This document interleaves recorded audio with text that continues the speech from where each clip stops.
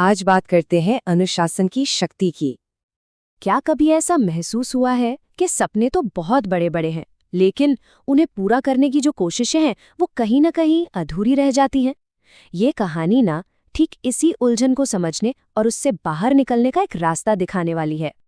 तो कहानी शुरू होती है रवि से। रवि एक बिल्कुल हम आप जैसा साधारण लड़का, जिसकी आंखों में सपने बहुत बड़े थे। वो अपनी जिंदगी में कुछ बहुत बड़ा करना चाहता था, लेकिन एक बहुत बड़ी प्रॉब्लम थी, अनुशासन की कमी। रोज सुबह रवि ना पूरे जोश के साथ उठता, टाइम टेबल बनाता, लंबी चौड़ी लिस्ट तैयार करता कि आज ये करना है वो करना है। लेकिन जैसे जैसे दिन ढलता वो जोश भी ढल जाता और रात होते होते वो वापस अपनी उन्हीं पुरानी आरामदायक आदतों में फंस जाता। ये एक ऐसा चक्कर था, एक ऐसा जाल जिससे वो चाहकर भी बाहर नहीं निकल पा रहा था। और फिर एक दिन इसी कश्मकश में डूबा हुआ वो गांव के बाहर एक पुराने पीपल के पेड़ के नीचे पहुंचा। वहां उसकी मुलाकात हुई एक बुजुर्ग ज्ञानी व्यक्ति से, और यकीन मानिए ये मुलाकात उसकी पूरी जिंदगी बदलने वाली थी। रवि ने अपनी सारी परेशानी, सारी उलझन उन बुजुर्ग के सामने खोल के रख दी। और यहीं से शुरू होता है अनुशासन का पहला और शायद सबसे जरूरी सबक, और वो है बदलाव का डर। वो ज्ञानी व्यक्ति मुस्कुराए और बोले, बेटा, तुम्हारी असली समस्या तुम्हारी आदतें नहीं है, बल्कि बदलाव का डर है। ये बात सुनने में छोटी लगती है, पर है बहुत गहरी।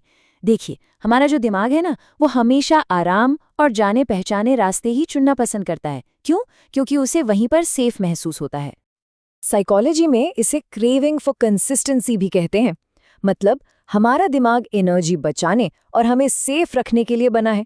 तो कोई भी नई आदत, कोई भी नया काम उसके लिए एक अनजाने खतरे जैसा है, और इसलिए वो पूरी ताकत लगाकर हमें वापस पुराने सेफ रास्ते पर खींच लाता है। यही वो अदृश्य ताकत थी जो रवि को हर बार पीछे की ओर धकेल रही थी। तो फिर सवाल उठता है कि इस डर को जीतें कैसे? उन बुजुर्ग ने इसका भी रास्ता बताया। सबसे पहला कदम, इस डर को पहचानो और मान लो कि हाँ, ये डर है। और दूसरा, कोई बड़ी छलांग लगाने की कोशिश मत करो।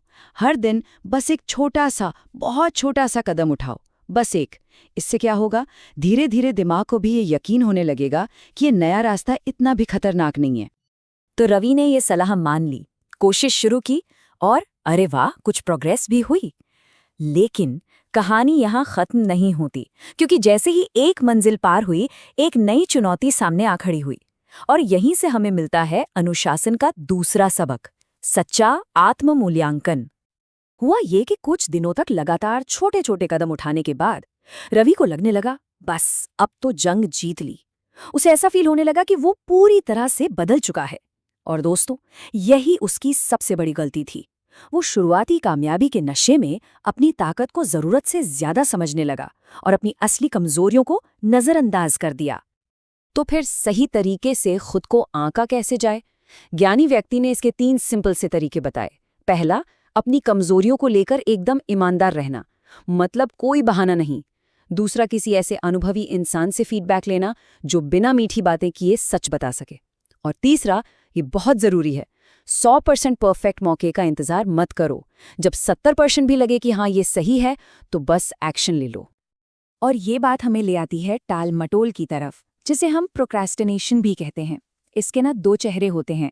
पहला चेहरा है आसान रास्ता, मतलब मुश्किल और ज़रूरी काम को टालकर छोटे मोटे आसान कामों में उलझे रहना।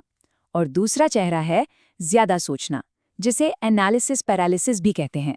मतलब इतना ज़्यादा सोचना, इतनी प्लानिंग करना कि असली काम कभी शुरू ही ना हो पाए। जैसा कि उस ज्ञानी व्यक्ति ने समझाया, देखो, प्लानिंग करना बुरी बात नहीं है, लेकिन ये एक प्रॉब्लम बन जाती है जब कोई इसमें इतना वक्त लगा दे कि काम शुरू ही ना कर पाए। असल में ये सिर्फ सोचने का एक भ्रम है, काम करने का कोई विकल्प नहीं। एक्शन लेने से, और सिर्फ एक्शन लेने से ही टालमटोल का ये चक्कर टूटता है। और अब हम पहुंचते हैं सबसे गहरे, सबसे जरूरी और सबसे ज्यादा जिंदगी बदलने वाले सबक पर। वो सबक जिसने रवि को पूरी तरह से बदल कर रख दिया, वो है असुविधा से दोस्ती करना। रवि को अब ये लगने लगा था कि यार, जितनी मेहनत कर रहा हूं उतने अच्छे रिजल्ट्स तो आ ही नहीं रहे। इसे कहते हैं अनरियलिस्टिक एक्सपेक्टेशंस का जाल। मतलब जब कोई ये सोच लेता है कि सब कुछ जादू की छड़ी की तरह फटाफट हो जाएगा, और जब वैसा नहीं होता तो हिम्मत टूट जाती है। और यहीं पर सच्चे अनुशासन का असली मतलब सामने आता है। देखो, अनुशासन का मतलब सिर्फ सुबह जल्दी उठना या कोई डाइट फॉलो करना नहीं है। इसका असली मतलब है जानबूझकर अपने आराम के दायरे से, अपने कंफर्ट जोन से बाहर निकलना। उन कामों को करना जो मुश्किल लगते हैं, जो अनकंफर्टेबल लगते हैं, लेकिन ग्रोथ के लिए बहुत जरूरी हैं। तो सवाल ये है कि इस असुविधा को अपनाएं कैसे? इसकी शुरुआत भी छोटी छोटी चुनौतियों से ही होती है।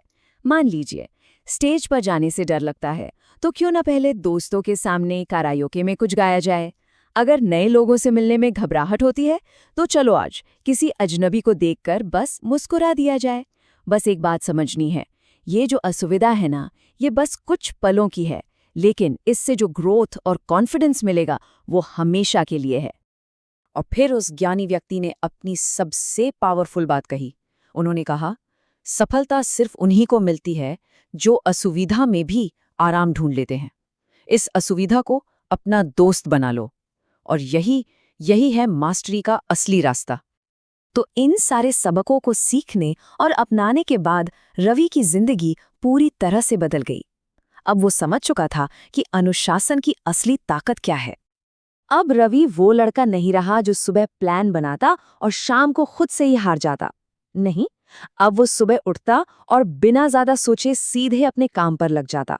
बड़े बड़े मुश्किल प्रोजेक्ट से भागने के बजाय वो उन्हें छोटे छोटे हिस्सों में तोड़ देता था। वो नए लोगों से मिलता था, अपनी बात रखता था, और अब उसे असफलता का डर नहीं रोकता था। वो एक ऐसा इंसान बन गया था जो खुद से लड़ता नहीं था, बल्कि खुद को लीड करता था। तो इस पूरी कहानी से सीखने वाली मुख्य बातें क्या हैं, चलिए फटाफट देखते हैं। पहली बात, अनुशासन डर से भागकर नहीं, उसका सामना करके बनता है।